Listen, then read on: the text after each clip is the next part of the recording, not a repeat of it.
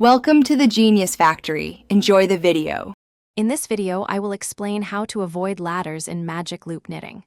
Ladders are those annoying vertical gaps that can appear in your circular projects, often right where your needle tips meet. They can really disrupt the smooth, even look of your fabric. But don't worry, with a simple technique, you can achieve beautifully seamless results every time. Let's dive into understanding why they happen and how to prevent them. So, why do these ladders appear?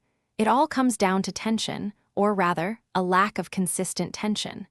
When you're knitting in the magic loop, there's a small gap where your two needle tips meet. If your working yarn isn't pulled snugly across this gap, those stitches become looser than the others, creating those noticeable vertical lines. Understanding this cause is the first step to fixing it.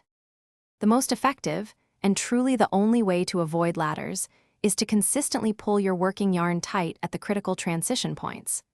After you've knit the very first stitch on a new needle, give that working yarn a firm, deliberate tug. This action effectively closes the tiny gap between the needles, ensuring that the tension of that first stitch matches the others. Make this a habit for every needle change. To truly master ladder-free magic loop knitting, practice is key. Try knitting a small swatch, perhaps a simple tube, focusing intently on that firm tug after the first stitch on each new needle. You might also find it helpful to place a stitch marker at the beginning of each needle section to remind you. With a little patience and consistent effort, you'll soon be creating beautiful, seamless circular projects with ease. Thanks for watching. If you found this helpful, don't forget to like and subscribe.